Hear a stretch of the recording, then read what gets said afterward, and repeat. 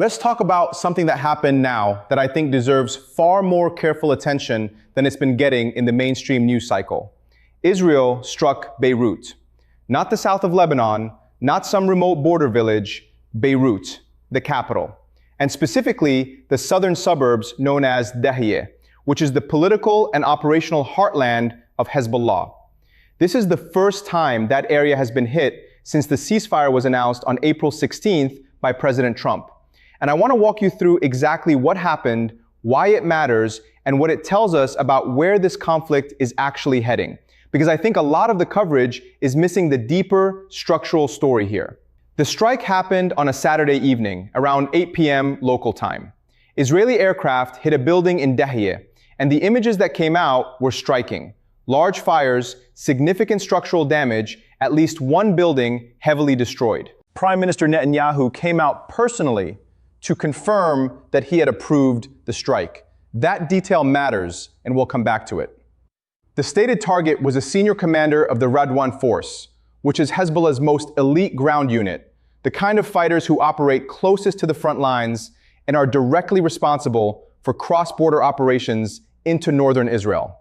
Local media reported that members of this unit were in a meeting when the strike happened. As of now, Hezbollah has not issued a formal response, which is itself an interesting signal. Now, to understand why this is significant, you need to understand what the ceasefire actually was and what it wasn't. On April 16th, the United States announced a ceasefire agreement between the governments of Israel and Lebanon. Notice the framing, Israel and Lebanon, not Israel and Hezbollah. Hezbollah was not a party to the negotiations. The group had indicated through various statements that it would observe the deal if Israel respected it. But that was always a conditional, informal posture, not a binding commitment. And this distinction between a state-level diplomatic agreement and the actual armed actors on the ground is one of the central reasons why these arrangements so often fail to hold. The political map and the military map do not overlap cleanly, and when they don't, you get exactly what we're seeing now. Since the ceasefire was announced, neither side has actually stopped fighting. Israel has continued conducting airstrikes across southern Lebanon, with the military arguing that it is striking Hezbollah infrastructure and personnel, which under its interpretation does not constitute a violation of the agreement. Hezbollah, for its part, has continued launching rockets and drones at Israeli soldiers operating in Lebanon and at communities in northern Israel. Last week, an Israeli Defense Ministry contractor was killed by a drone while operating construction equipment in southern Lebanon. So what we have been living through since April 16th is not a ceasefire in any meaningful operational sense. It has been a continuation of hostilities with a diplomatic document sitting in the background that neither side is willing to formally discard, but that neither side is actually honoring. The scale of what is happening in Lebanon deserves to be stated clearly. According to the Lebanese Health Ministry, more than 120 people were killed across the country in just the past week, and that includes women and children. The ministry does not distinguish between combatants and civilians in its counts, so we should be careful about how we interpret that number, but it gives you a sense of the tempo and intensity of what is unfolding. Since March 2nd, more than 2,700 people have been killed in Lebanon. On the Israeli side, 16 soldiers and 1 civilian have been killed in southern Lebanon, along with 2 civilians in northern Israel. These are not equivalent numbers, and I'm not presenting them as though they are, but they are the numbers we have, and responsible analysis requires us to work with them honestly. Israel also currently occupies a strip of Lebanese territory along the border.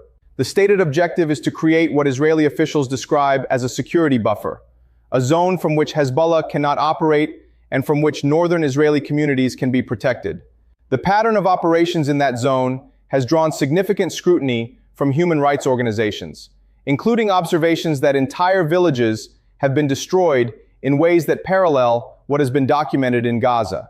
Groups like Amnesty International and Human Rights Watch have suggested that some of these actions may rise to the level of war crimes under international humanitarian law. I want to be precise here. These are allegations under investigation, not established legal findings. But they are serious allegations from credible organizations, and they are part of the broader context in which this conflict is unfolding. Now let's come back to Netanyahu personally approving this strike, because I think that detail is doing a lot of political work. When a head of government takes personal ownership of a specific military action, they are making a statement, not just to the enemy, but to their own domestic audience and to the international community. Netanyahu said, and I'm paraphrasing, that no terrorist is beyond Israel's reach. That kind of language is designed to project strength, particularly for an Israeli domestic audience that has been living with the anxiety of northern communities being under threat for years. But it also has consequences. When the leader of a country personally authorizes a strike in the capital of a neighboring country during a ceasefire,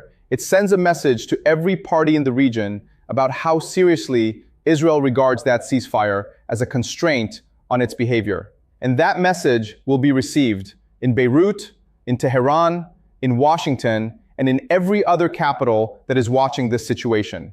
The diplomatic picture is worth examining carefully. Talks between Israel and Lebanon, facilitated by the United States, have continued, but they have remained largely at the ambassadorial level. Lebanon's new president, Joseph Aoun, who was elected in January of this year, has explicitly rejected the idea of meeting with Netanyahu in the near future. That rejection is significant because it tells us something about where Lebanon's political center of gravity is right now. Aoun is not a Hezbollah figure. He comes from the Lebanese armed forces, but he is operating in a domestic environment where any appearance of normalization with Israel without a full Israeli withdrawal would be politically untenable. So the diplomacy is essentially frozen at the working level, while the military situation continues to evolve on the ground.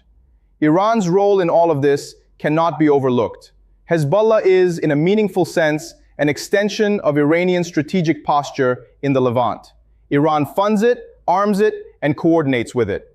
At the same time, there are signals emerging from the region that Iran may be interested in some form of diplomatic engagement with the United States, particularly around its nuclear program, and that creates a complex incentive structure. If Iran is pursuing diplomacy, does it want Hezbollah to escalate and potentially derail that process? Probably not. But does it want to appear to be reining in Hezbollah under Israeli military pressure? Certainly not. So Iran is caught in its own contradiction. And that ambiguity is part of why Hezbollah's response to this strike has so far been silence. What does all of this mean for where we are headed? I want to be honest with you about the limits of what any analyst can say with confidence here, because the situation is genuinely fluid. What I can say is this: the ceasefire as a formal framework has not collapsed, but it has been functionally hollowed out. Both sides are continuing to pursue military objectives while retaining the political cover of the agreement's existence. This is not unusual in the history of ceasefires in this region. The 2006 UN Security Council Resolution 1701, which ended the last major Israel-Hezbollah war, was technically still in force for years, while both sides violated it repeatedly. Formal agreements and operational realities can exist in parallel, each serving a different political function. What concerns me most, looking at the broader arc of this situation, is a civilian population caught in the middle of all of this. Dahiyeh, which was once a densely populated, economically active part of Beirut, a place where hundreds of thousands of people lived and worked, has been largely emptied since the ceasefire. Residents have said explicitly that they are afraid to return because of exactly this kind of scenario: a strike that comes without warning, targeting a location in the middle of a residential area.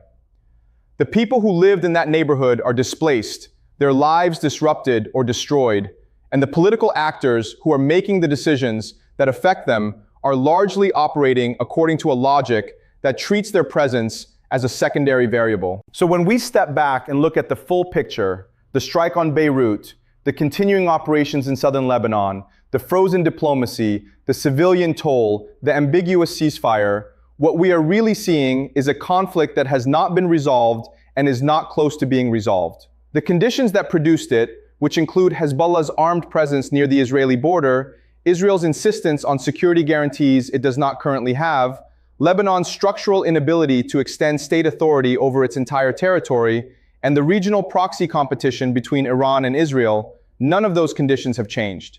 A ceasefire can pause fighting. It cannot resolve the underlying architecture of a conflict. And until that architecture changes, through negotiation, through a shift in the regional balance of power, or through some other mechanism that no one has clearly identified yet, we should expect more of what we saw this week. That's what I want to cover today. I know these topics are heavy, and I know the political temperatures around them are high. But I think the most useful thing I can do is try to give you the clearest possible picture of what is actually happening and why, so that you can form your own informed view. If you found this useful, stay with the channel. There's more to come on the broader regional dynamics, including the Iran dimension and the question of what a lasting political settlement in Lebanon would even need to look like. Take care of yourselves, and I'll see you in the next one.